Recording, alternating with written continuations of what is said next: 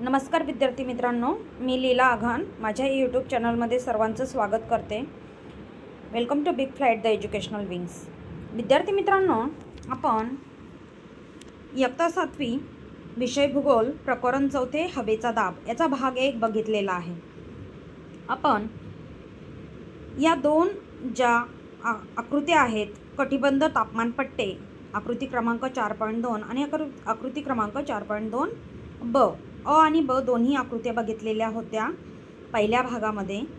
तर आपण याचंच एक्सप्लेनेशन स्पष्टीकरण इथे बघत आहोत. इथून आपण आजचं हा व्हिडिओ सुरुवात करत आहोत. भूपृष्ठावरील दाबपट्टे. तर बघूया भूपृष्ठावरील दाबपट्टे कशाला म्हणतात. तुम्ही ही आकृती व्यवस्थित बघितली असेल तर इथे दाबपट्ट्यांचं विवरण दिलेलं आहे. विषुववृत्तीय कमी दाबाचा पट्टा, सोबतच मध्य अक्षवृत्तीय जास्त दाबाचा पट्टा, उपध्रुवीय कमी दाबाचा पट्टा, तसंच इथे दक्षिणेला देखील विषुववृत्ताच्या दक्षिणेला देखील मध्य अक्षवृत्तीय जास्त दाब पट्टा आणि उपध्रुवीय कमी दाब पट्टा. तर हे काय आहे याच्या कन्सेप्ट इथे स्पष्ट करून दिलेले आहेत. सूर्यापासून पृथ्वीला मिळणारी उष्णता असमान आहे. विषुववृत्तापासून उत्तर ध्रुवाकडे आणि दक्षिण ध्रुवाकडे तापमानाचे वितरण असमान असते, सारखे नसते. त्यामुळे प्रथम तापमानपट्टे निर्माण होतात. हे आपण मागील इयत्तेत शिकलो आहोत. इयत्ता 6वीमध्ये तुम्ही शिकला आहात. तापमानपट्ट्यांच्या पार्श्वभूमीवर दाबपट्ट्यांची निर्मिती होते. आता हे दाबपट्टे म्हणजे आपल्याला इथे समजून घ्यायचं आहे, हे जे विषुववृत्तीय कमी दाबाचा पट्टा म्हणजे हे विषुववृत्त आहे, याच्या उत्तरेला आणि याच्या दक्षिणेला हे हवेच्या दाबाचं वितरण असमान असतं, सारखं नसतं. म्हणून हे दाबपट्टे निर्माण झालेले आहेत. तर विषुववृत्तीय कमी दाबाचा पट्टा कशाला म्हणतात समजून घेऊया. विषुववृत्तीय कमी दाबाचा पट्टा संपूर्ण पृथ्वीचा विचार करता फक्त कर्कवृत्त ते मकरवृत्त. आता कर्कवृत्त आणि मकरवृत्त कुठे आहे? कर्कवृत्त ही जी लाईन आहे ही कर्कवृत्त आहे, ही लाईन आहे ती कर्कवृत्त आहे आणि ही आहे मकरवृत्त. विषुववृत्ताच्या उत्तरेला कर्कवृत्त आहे, विषुववृत्ताच्या दक्षिणेला मकरवृत्त आहे. कर्कवृत्ताला म्हणतात ट्रॉपिक ऑफ कॅन्सर, मकरवृत्ताला म्हणतात ट्रॉपिक ऑफ कॅप्रिकॉर्न, विषुववृत्ताला म्हणतात इक्वेटर. ओके. तर आपण विषुववृत्तीय कमी दाबाचा पट्टा बघत आहोत. तर संपूर्ण पृथ्वीचा विचार करता फक्त कर्कवृत्त ते मकरवृत्त या दरम्यान सूर्याची किरणे लंबरूप पडतात. आता इथे एक गोष्ट लक्षात घ्यायची आहे विद्यार्थी मित्रांनो, ही आकृती लक्षात घ्यायची आहे. आपली पृथ्वी गोल आहे हे आपल्याला माहीत आहे, परंतु पृथ्वीचा आकार हा जिवॉइड आहे. म्हणजे त्याला आपण स्पेअर म्हणतो, त्याला आपण सर्कल किंवा राऊंड म्हणत नाही. पृथ्वी वरून आणि खालून म्हणजे उत्तरेकडून आणि दक्षिणेकडून दोन्ही ध्रुवावरती पृथ्वी काय आहे? दबलेली आहे. कशी आहे? दबलेली आहे. आणि पृथ्वी ही 23.5 अंशावरती टिल्ट झालेली आहे, म्हणजे कललेली आहे. ही जर पृथ्वी अशी दिसते तर याचा आस असा सरळ नसून कसा आहे? असा कललेला आहे. हीच आकृती इथे तुम्हाला पूर्ण दिसेल. लक्षात घ्या की पृथ्वीचा आस हा 23.5 अंश उजवीकडे टिल्ट झालेला आहे, म्हणजे कललेला आहे. नॉर्थ पोल उत्तर ध्रुव आहे, साऊथ पोल म्हणजे दक्षिण ध्रुव, आणि हे इक्वेटर. इक्वेटर म्हणजे काय? विषुववृत्त. कर्कवृत्त असं येईल आणि मकरवृत्त असं येईल. सगळं काय उजव्या बाजूला 23.5 अंशावरती काय आहे? कललेले आहे, म्हणजे टिल्ट झालेले आहे. त्याच्यामुळे इकडून जो सूर्य आहे याची किरणे कशी पडतात? लंबरूप पडतात. कशी पडतात? लंबरूप पडतात. ही संकल्पना आपल्याला इथे समजून घ्यायची आहे की ह्या कर्कवृत्तावर आणि ह्या मकरवृत्तावर सूर्याची किरणे ह्या एवढ्या भागात लंबरूप पडतात. कशी पडतात? लंबरूप पडतात. विद्यार्थी मित्रांनो, आपण बघत होतो की त्यामुळे या भागात तापमान जास्त असते. कोणत्या भागात? कर्कवृत्त आणि मकरवृत्त. आता मी तुम्हाला जी आकृती दाखवली त्याच्यामध्ये कर्कवृत्ताचं स्थान दाखवलं आणि मकरवृत्ताचं स्थान दाखवलं. येथे सूर्याची किरणे कशी आहे, लंबरूप पडतात, त्याच्यामुळे येथे काय असतं, तापमान जास्त असतं. म्हणून भारतामध्ये देखील तापमान जास्त असते, कारण भारताचं स्थान कुठे आहे, उत्तर पूर्व कर्कवृत्त हे भारतामधून गेलेलं आहे. या प्रदेशातील हवा तापते, प्रसरण पावते व हलकी होऊन आकाशाकडे जाते. ही क्रिया सतत घडत असल्याने या प्रदेशाच्या मध्यवर्ती भागात म्हणजेच 0° ते 5° उत्तर व दक्षिण अक्षवृत्ताच्या दरम्यान हवेचा कमी दाबाचा पट्टा निर्माण होतो. त्याला काय म्हणतात, विषुववृत्तीय कमी दाबाचा पट्टा. परत आपण ही आकृती बघूया. तर तुम्हाला इथे दिसेल की हा जो विषुववृत्तीय कमी दाबाचा पट्टा आहे, याचं काय 0° ते 5° उत्तर, 0° ते 5° दक्षिण हे अंतर आहे. आणि येथे हा काय आहे, विषुववृत्तीय कमी दाबाचा पट्टा आहे. ओके.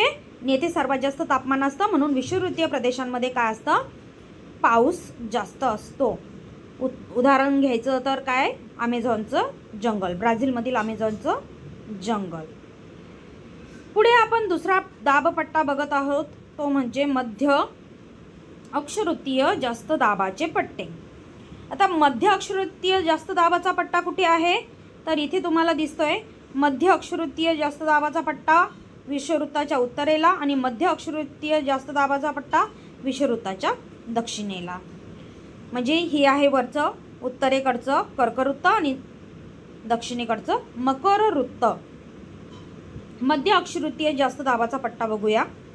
विषुववृत्तीय प्रदेशातून आकाशाकडे गेलेली उष्ण व हलकी हवा अधिक उंचीवर गेल्यानंतर ध्रुवीय प्रदेशाकडे उत्तर व दक्षिण दिशेत वाहू लागते. उंचीवरील कमी तापमानामुळे ती थंड होऊन जड होते.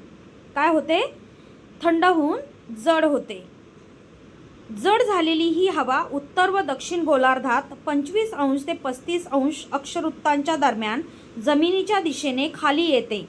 परिणामी उत्तर गोलार्धात आणि दक्षिण गोलार्धात 25° ते 35° अक्षवृत्तांच्या दरम्यान हवेच्या जास्त दाबाचे पट्टे निर्माण होतात. ही हवा कोरडी असते, त्यामुळे या प्रदेशात पाऊस पडत नाही. परिणामी पृथ्वीवरील बहुतेक उष्ण वाळवंटे या प्रदेशात आढळतात. आता एकदा आकृती पाहून मी तुम्हाला उष्ण वाळवंट कुठे कुठे आहेत ते सांगणार आहे. तर आपण जी माहिती बघितली ती ह्या मध्य अक्षवृत्तीय जास्त दाबाच्या पट्ट्यांबद्दल बोललो. तर हे 25° ते 35° विषुववृत्ताच्या उत्तरेला आणि विषुववृत्ताच्या दक्षिणेला आहेत. इथे काय आहे, हवा ही गरम असते आणि त्याच्यामुळे काय होतं, त्याच्यामुळे आपण इथे बघितलं की ही उंचीवरील कमी तापमानामुळे ती हवा कशी होते, थंड होते. म्हणजे त्या हवेमध्ये मॉइश्चर नसतं आणि ज्या हवेमध्ये मॉइश्चर नसतं तेथे पाऊस कमी पडतो. कोरड्या हवेमध्ये पाऊस कमी पडतो.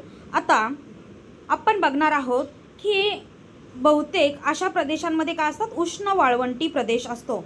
मग भारतामधलं थरचं वाळवंट घ्या, जे आपण म्हणतो राजस्थान आणि थोडासा गुजरातचा कच्छ सौराष्ट्रचा भाग आहे, हे थरचा वाळवंटाचा एरिया आहे. आफ्रिकेमधील सहारा वाळवंट घ्या, चीन आणि मंगोलियाच्या बाउंड्रीवरती असलेलं गोबीचं वाळवंट घ्या, हे सगळे. त्याच्यानंतर कलहरी वाळवंट आहे. हे सगळे वाळवंटी प्रदेश अशा प्रदेशात मोडतात. एकतर ते कर्कवृत्तामध्ये मोडतात, नाहीतर ते मकरवृत्तामध्ये मोडतात. आणि अशा ठिकाणी पावसाचे प्रमाण अतिशय कमी असते आणि इथे वाळवंटी प्रदेश निर्माण होतो. हे लक्षात घ्यायचं आहे. आता आपण उपध्रुवीय कमी दाबाचे पट्टे बघणार आहोत. परत एकदा आकृती बघणार आहोत आणि याची जागा आहे. उपध्रुवीय कमी दाबाचा पट्टा हा विषुववृत्ताच्या उत्तरेला आहे आणि उपध्रुवीय कमी दाबाचा पट्टा हा विषुववृत्ताच्या दक्षिणेला आहे. दोघांचंही किती अंशामध्ये आहे, उपध्रुवीय कमी दाबाचा पट्टा जो उत्तरेला आहे तो 55° ते 65° आणि सेम 55° ते 65°. तर याबद्दल माहिती घेणार आहोत. उपध्रुवीय कमी दाब पट्टे. पृथ्वीचा ध्रुवाकडे जाणारा, ध्रुव म्हणजे पोलर एरिया, पृथ्वीचा ध्रुवाकडे जाणारा भाग तौलनिकदृष्ट्या वक्राकार आहे. कसा आहे, याला म्हणतात वक्राकार. ओके. त्यामुळे ध्रुवाकडील प्रदेशाचे क्षेत्र कमी होत जाते आणि या आकारामुळे वाऱ्यांना बाहेर पडण्यात जास्त वाव मिळतो. पृथ्वीच्या पृष्ठभागावरील हवेच्या कमी घर्षणामुळे तसेच परिवलनाच्या गतीमुळे या भागातील हवा बाहेर फेकली जाऊन तेथे कमी दाबाचा पट्टा निर्माण होतो आणि हा परिणाम 55 ते 65 अक्षवृत्ताच्या दरम्यान उत्तर व दक्षिण गोलार्धात दिसून येतो. इथे बघा, इथे निमुळता आकार तयार होतो पृथ्वीचा. इथे तुम्हाला दिसतो निमुळता आकार तयार होतो पृथ्वीचा उत्तरेला आणि दक्षिणेला दोन्ही ठिकाणी. त्याच्यामुळे हवा बाहेर फेकण्यास इथे वाव मिळतो. त्याच्यामुळे तसं वातावरण उपध्रुवीय कमी दाबाच्या पट्ट्यात निर्माण होते. आता ध्रुवीय जास्त दाबाचे पट्टे कुठे आहेत बघा. ध्रुवीय जास्त दाबाचे पट्टे, हा जो नॉर्थ पोल आणि साऊथ पोल आहे, हा नॉर्थ पोल आहे आणि इकडे साऊथ पोल आहे. इथे ध्रुवीय जास्त दाबाचा पट्टा निर्माण होतो. तर ध्रुवीय जास्त दाबाचा पट्टा काय आहे समजून घेऊया. दोन्ही ध्रुवीय प्रदेशात वर्षभर तापमान 0°C कमी असते.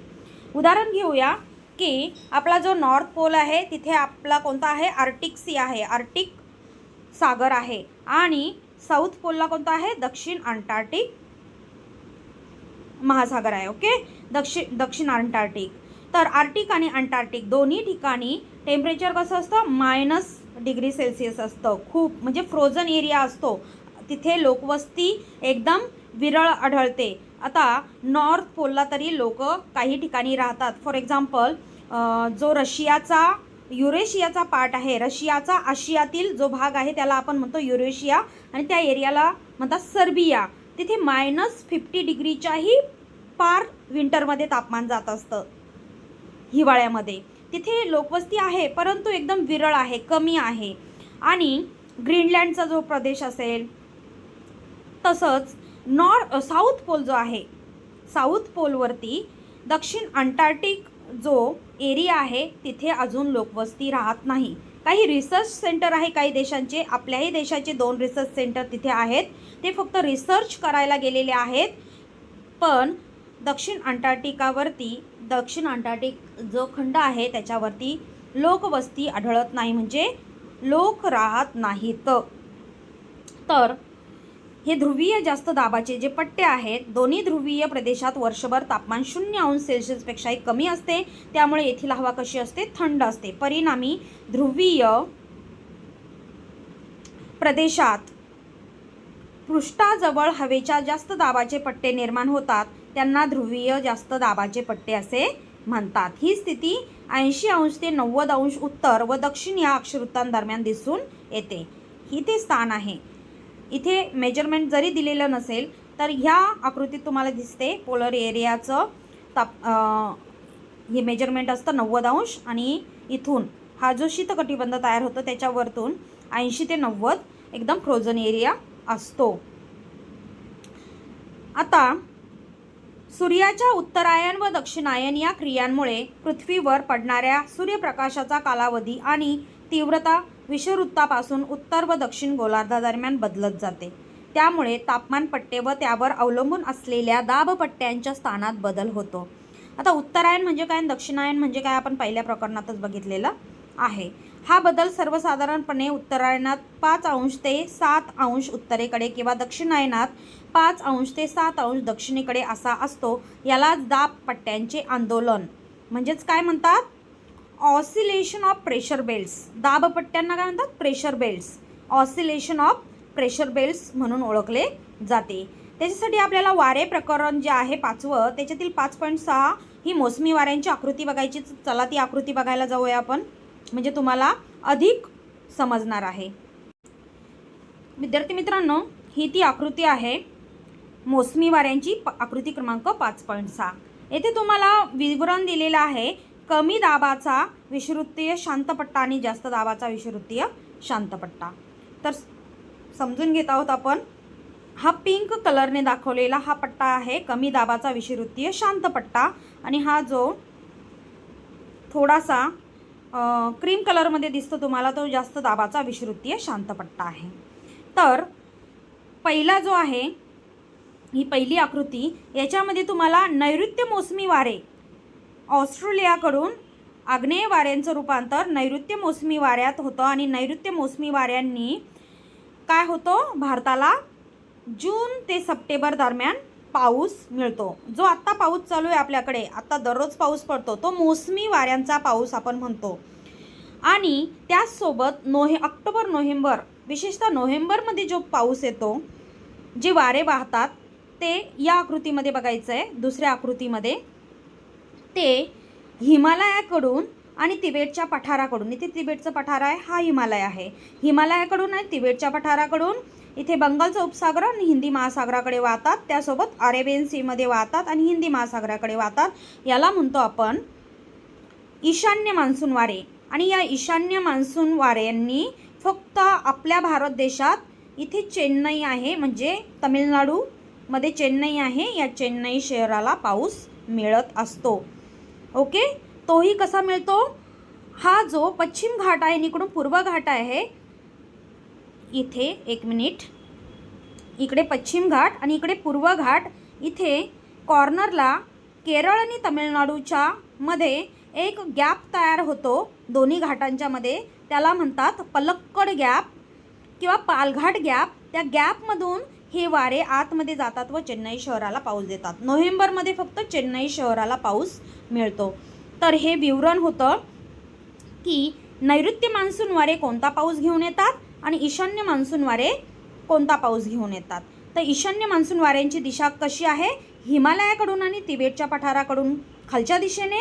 आणि नैऋत्य मान्सून वाऱ्यांची दिशा कशी आहे? ऑस्ट्रेलियाकडून, या हिंदी महासागराकडून, अरेबियन सी आणि बंगालच्या उपसागराकडून हिमालयाकडे आणि तिबेटच्या पठाराकडे. आणि हिमालय आणि तिबेटचं पठार काय करतं? हे वारे अडवण्याचं काम करतं आणि त्याच्यामुळे आपल्या भारत देशाला नैऋत्य मान्सून वाऱ्यांचा पाऊस मिळतो जून ते सप्टेंबर या कालावधीमध्ये. आय होप तुम्हाला हे एक्सप्लेनेशन समजलं असेल आणि आपल्याला मोसमी पाऊस कसा मिळतो हे कळालं असेल. आता आपण बघणार आहोत की या दाबपट्ट्यांचं जे आपण बघितले की विषुववृत्तीय कमी दाबाचा पट्टा, उपध्रुवीय कमी दाबाचे पट्टे, ध्रुवीय जास्त दाबाचे पट्टे, याचा परिणाम काय होतो? तो परिणाम आपण अभ्यासणार आहोत. इथे परिणाम, हवेच्या दाबाचे खालील परिणाम होतात. वाऱ्यांची निर्मिती होते.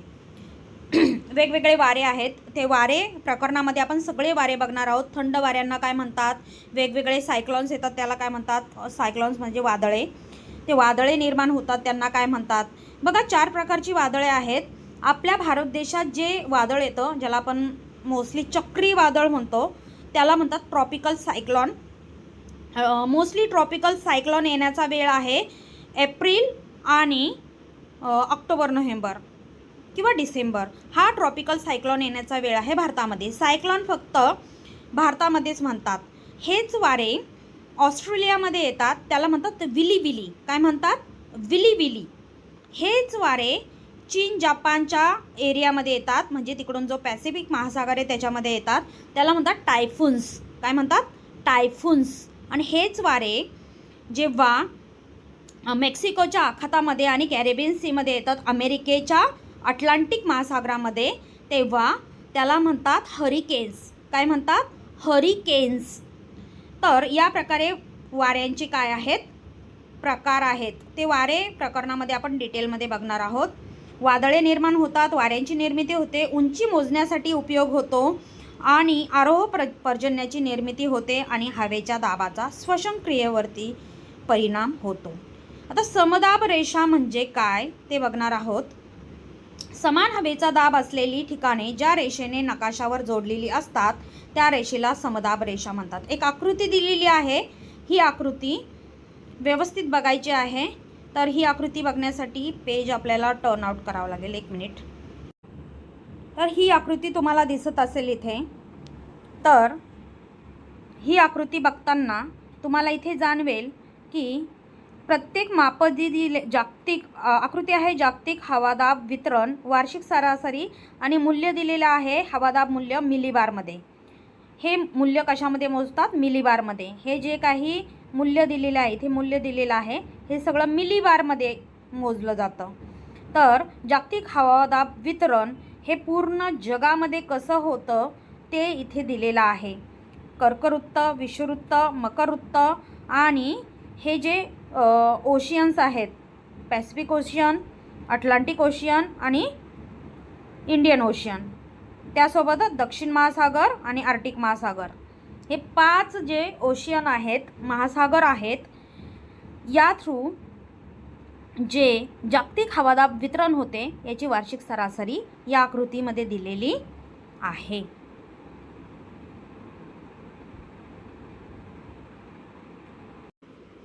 विद्यार्थी मित्रांनो, इथे नेहमी लक्षात ठेवायचं आहे की हवेचा दाब हा मिलीबार ह्या एककात मोजला जातो. त्यासाठी हवादाब मापक हे उपकरण वापरले जाते आणि पृथ्वीपृष्ठाजवळ हवेच्या दाबाची नोंद या उपकरणाद्वारे मोजली जाते. याला म्हणतात हवादाब मापक. त्यासोबतच